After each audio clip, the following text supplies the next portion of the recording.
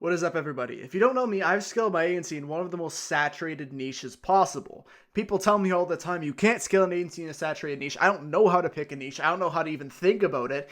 That's exactly what I'm going to show you in this video. And I'm going to first talk about how to actually pick your niche. What's a bad niche? What's a good niche?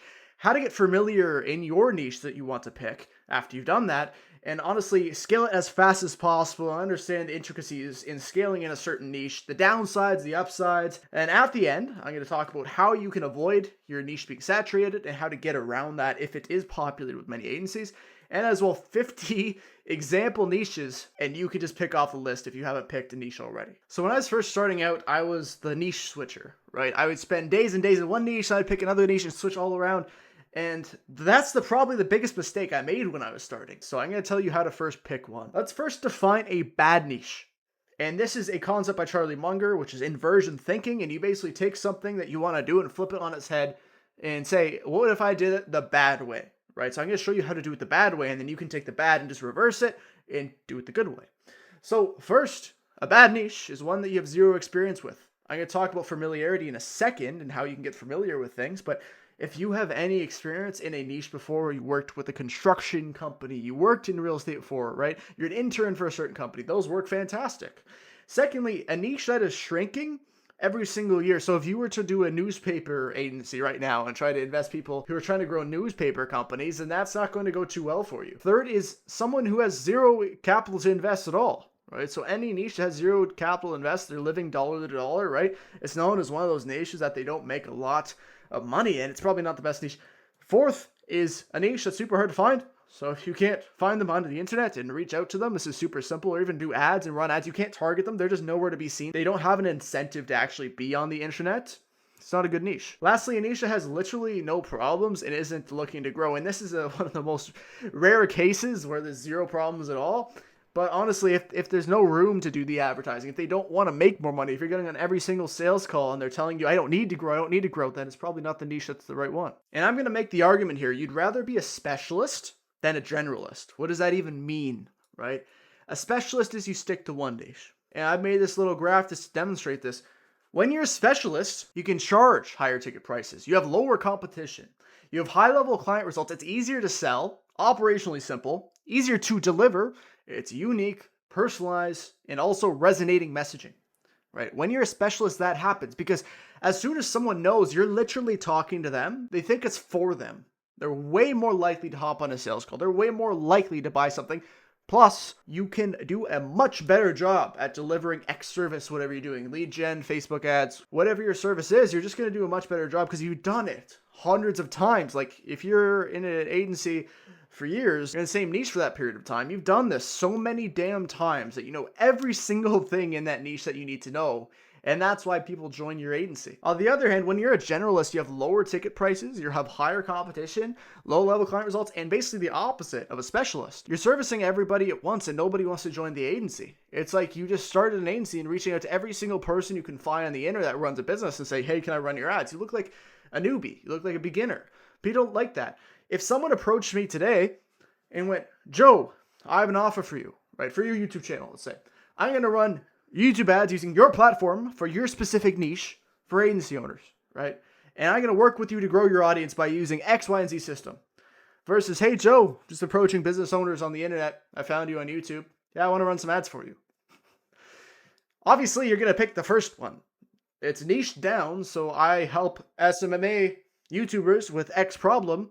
If you get someone like that and they show case studies of helping this YouTuber, it's going to be a better job, just most likely. And there's a saying here that says you get paid in accordance to your depth of understanding. What the hell does this mean? And in niches, there's the intricacies that happen, right? There is the terms that you need to know. We'll get into this in a second. And the more you dive into the niche, you develop a higher level of understanding in that specific niche. And the more you understand when they can take sales calls, when they're answering the phone, what service they want the most, what are they trying to get from this appointment, what's the ticket size, what's the conversion rates, the more you understand these intricacies, the more money you're going to make. That's just the reality of it, right?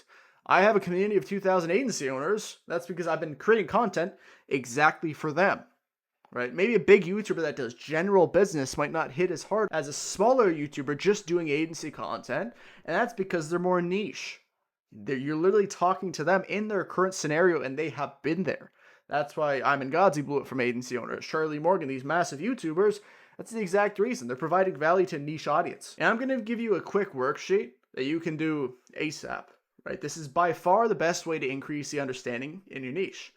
And this worksheet that I'm going to give you might seem tedious, extensive, annoying, and time consuming, but this can save you hours of being embarrassed on sales calls when you're getting on a sales call and you have no idea what the hell you're talking about because you've never talked to this niche before. You don't know what the terms you need to know. You don't know their sales process, the conversion rates. You don't know how to run the ads.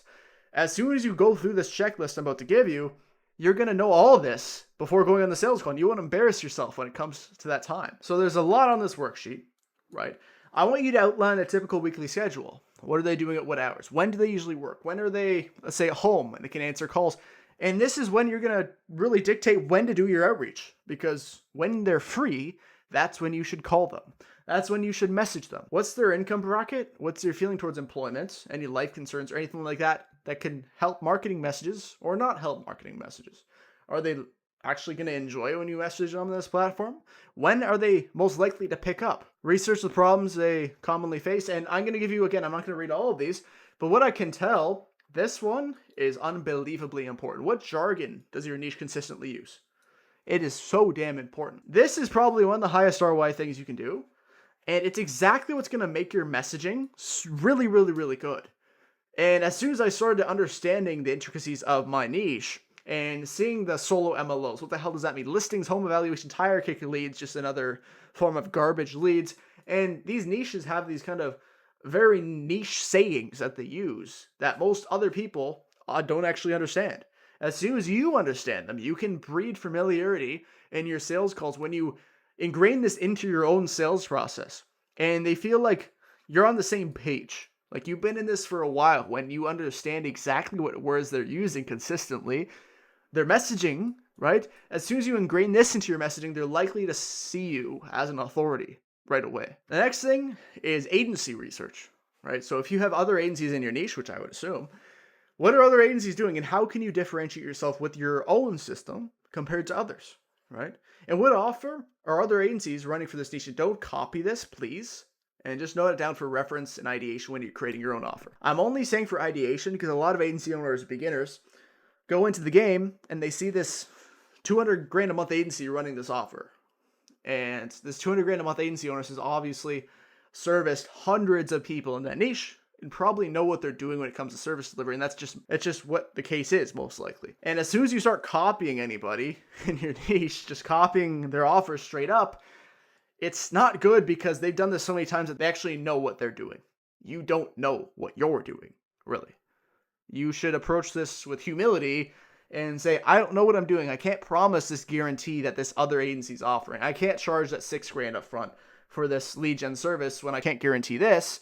Just be humble and either do a lowball guarantee or just do a performance offer. That's what I recommend people to do. And there's a lot of talk about saturation when it comes to the agency game, especially with real estate, landscapers, roofers, and these are just the most common niches.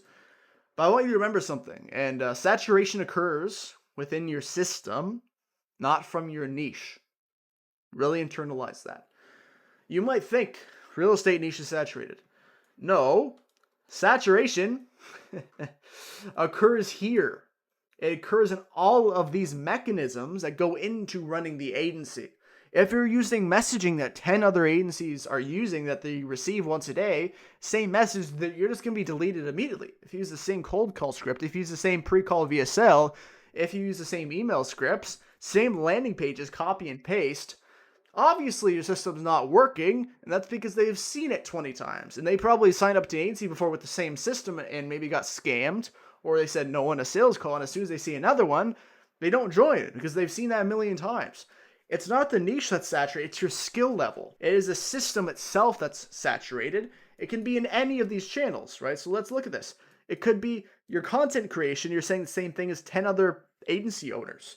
It could be the pre-handling and your objections. They're like, oh, I know this is a sales video, right? It could be in the sales process where we're using the same copy and paste script as 20 other agency owners. I can go on for ages about this, going through this kind of agency skill tree that I've created. But any of these things you can be saturated in, and it's just not going to work. They've seen it so many times. All you need to do to not be saturated or to stand out in some way, it's just change your system. Be better than the competition. And now I'm just going to give you a list. I'm going to put this in my free group, so you can just join that for free if you want to just copy and paste this. I'll review it quickly on the video here. These are all niches that have hit my criteria up here, right? So it's not a bad niche. They have capital. You can reach them. You can gain experience with the niches by going over the sheet that I mentioned here. It's going to be roofers, solar panel, right? Plumbers, electricians, car dealerships, gyms, health insurance. I put 50 of these. You can scroll through these niches and just pick for yourself, right? If you can't think of a niche that comes to your head, if you don't have experience in one, try to get inspiration from this one, right? This doesn't have to be something off the list. You can always go off the list, but just make sure it actually meets the criteria that I gave you, because you don't want to start outreaching to people and first of all, you can't find them. Second of all, you realize that they have no money to invest. Third, the niche is shrinking. You're like, why the hell did I go in this niche? Why did I spend months in this niche? So I hope this video helped you. If you want everything in this Miro, I'm going to put in my free group in the description. Like, I don't even need your phone number. It's completely free. Join that, and I'll see you guys later. Thank you. Goodbye.